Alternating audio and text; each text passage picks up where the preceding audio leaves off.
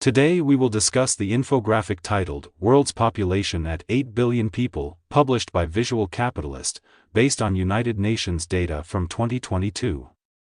In November 2022, the global population reached 8 billion people. The infographic lists the names of the 55 countries with the largest populations in a given region. The division of continents into regions is illustrated by small circles in the upper part of the infographic. The size of the circle is proportional to the population. In the main infographic, two Asian giants are immediately visible, China and India. Each of these countries has over 1,400,000,000 people, and together these populations constitute 35% of the world's population.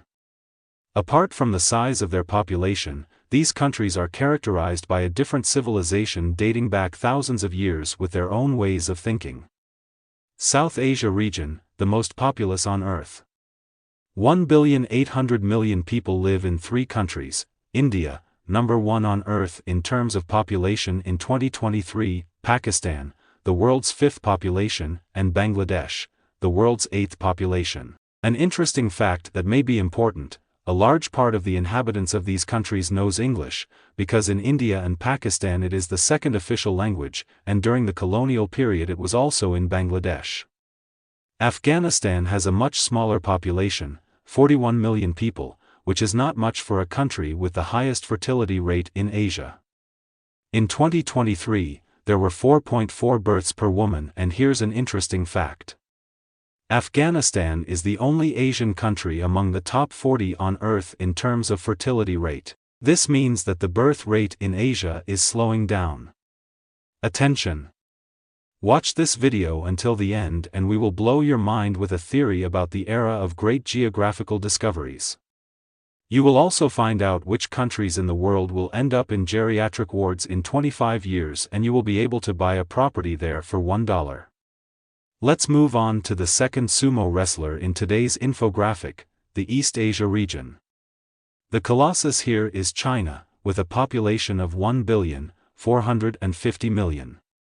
From its peak in 2022, China's population begins to decline. Next, Japan, 126 million people, South Korea, 51 million people, and North Korea, 26 million people. If these countries were to be unified today, a population of 77 million would give a unified Korea 20th place in the world. Such a scenario is possible. Just look at the unification of Germany in 1990. The Southeast Asian region is more diverse in terms of the number of countries. Indonesia, with a population of 280 million, ranks 3rd in Asia and 4th in the world. It is also the most populous Muslim country, although it is not located in the Middle East. Also the island Philippines, 113 million people, Vietnam, 98 million inhabitants, Thailand, 70 million, Myanmar, 55 million, Malaysia, 33 million. Near East. Iran and Turkey 86 million each, Iraq 42 million, Saudi Arabia 36 million people, Yemen 34 million. But the remaining countries in the region amount to a considerable 93 million. From the Middle East it is close to the countries of North Africa, where Egypt dominates, 107 million people, Algeria and Sudan 46 million each, Morocco 38 million. In sub-Saharan Africa, Nigeria has the largest population, 218 million, Ethiopia 122 million, Democratic Republic of the Congo 96 million, Tanzania 64 million, South Africa 61 million. Outside the top 5, the remaining African countries have fewer than 60 million inhabitants. This may surprise you, but it is the same in Europe. The difference is that the first 5 countries in sub-Saharan Africa are more populous, but the remaining African countries are not. At this point, I encourage you to read the material on this channel regarding the distribution of population in Africa, published in March 2024. Fun fact. Some people may perceive it as a conspiracy theory. But this concerns the past, so you can form your own opinion based on the available data. What I'm about to say may break some of your neural connections, especially among those who have a Eurocentric point of view. Well, when you analyze the size of the population of European countries compared to the countries that were colonized by European countries in the period from the so-called Great Geographical Discoveries, great from the point of view of Europeans, to the Second World War, you can notice that European countries then had by far the largest populations, excluding some Asian countries.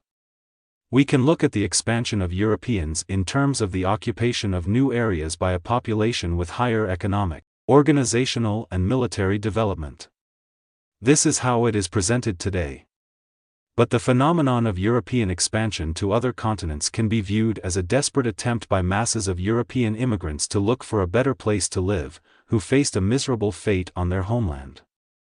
Even if the ruling classes presented a high degree of organization compared to the layers of the conquered countries, if there were not a number of negative factors acting on societies in Europe, few Europeans would have left the land of prosperity to risk losing their health and lives in foreign regions.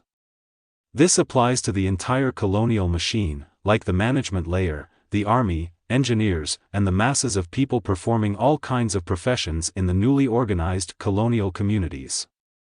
Even before World War II, Europeans migrated en masse to all continents except Antarctica in search of a better life. These were economic immigrants, ladies and gentlemen. Today we observe opposite trends. So Europe is today the third continent in terms of population. The largest number are Russians, 146 million. Germany, 84 million, Great Britain, 69 million, France, 66, Italy, 60, Spain, 47. Poland 38 million. North America is dominated by the United States, with a population of 335 million. This population continues to grow. Mexico has 132 million and Canada has 39 million. Canada is the second country after Russia in terms of area but third from last in terms of population density.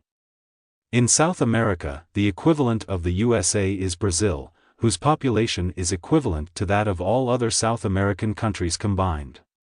The difference is that Brazil's impact on neighboring countries is not so noticeable, but Brazil lags behind the Spanish-speaking countries of South America in the degree of economic independence and development of some areas of the economy. And here's an interesting fact: in the field of aviation, the Brazilian aircraft manufacturer Embraer is the world's third manufacturer of aircraft for civil aviation, after Boeing and Airbus. Aviation is high technology. Please remember this if you associated Brazil only with the jungle and barefoot youth playing football on the beach. Finally, Australia and Oceania. The most populous on the continent. Australia with a population of 26 million is sixth in the world in terms of territory size, but at the same time second from last in terms of density, so the number of people per unit area. Looking at this infographic, we see that it is dominated by red, Asia, where 60% of the world's population lives today. Population is certainly one of the resources that, together with other factors, such as the level of education, can contribute to the development of a given region. The size of the population is certainly the size of the internal market. The material recorded on this channel in April 2012 talks about internal markets. Link in the description. With an appropriate level of schooling, the size of the population can drive the number of scientific discoveries and technical ideas. When using an infographic about population size, it is worth mentioning future changes in this factor. The basic factor is the fertility rate, the rate of which is decreasing in countries all over the world. Among the 50 countries with the highest fertility rate, there are only 5 Asian countries: Afghanistan, Yemen, Iraq, Palestine, Pakistan, and 4 countries in Oceania: Samoa, Solomon Islands, Vanuatu and Kiribati. The remaining 41 countries are African countries. The fertility rate in India in 2023 was 2 births per woman. This is lower than the world average of 2.3 and 2.1 necessary for generation replacement. 22 countries in Asia and the Middle East have fertility rates above 2.1, and 18 countries in these regions have fertility rates below, including China, India and Bangladesh. South Korea, China, Thailand and Japan can talk about a demographic catastrophe with a fertility rate below 1.3.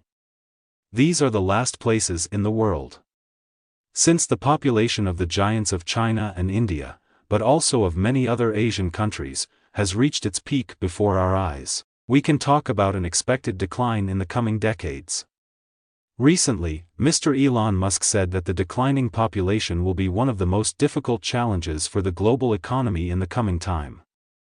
Anyone who manages a human team today knows how difficult HR issues have become in a labor market with minimal unemployment. Such a situation has never occurred in the history of the world in many economies.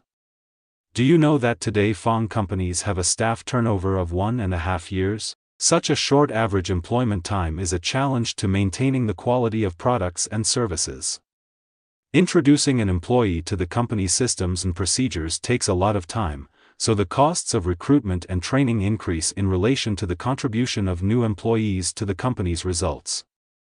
In the boomer generation, it was not uncommon to work for one company all your life. For workers, so most people on Earth, these are unprecedented times when it comes to the labor market. Getting fired is not a threat. These are indirect and delayed effects of low fertility in the model of efficiently operating economies. Finally, a chart showing the world's population. You can see that the roller coaster car is reaching the top, and in 20 to 50 years the whole world will be waiting for us to ride down. These will be societies of elderly people, and in the worst-case scenario, shortages in the group of people of working age may lead to a decline in the quality of services and a broadly understood economic collapse. 20 countries in the world with the greatest population decline by 2005. Central Europe has the worst forecasts in the world. Outside this region, only Japan and Cuba, as well as Portugal and Italy, face a similar future. This is not World War II data. These processes are currently being observed. I'm curious about viewers' opinions on why the countries in this region are depopulating so quickly. Feel free to comment.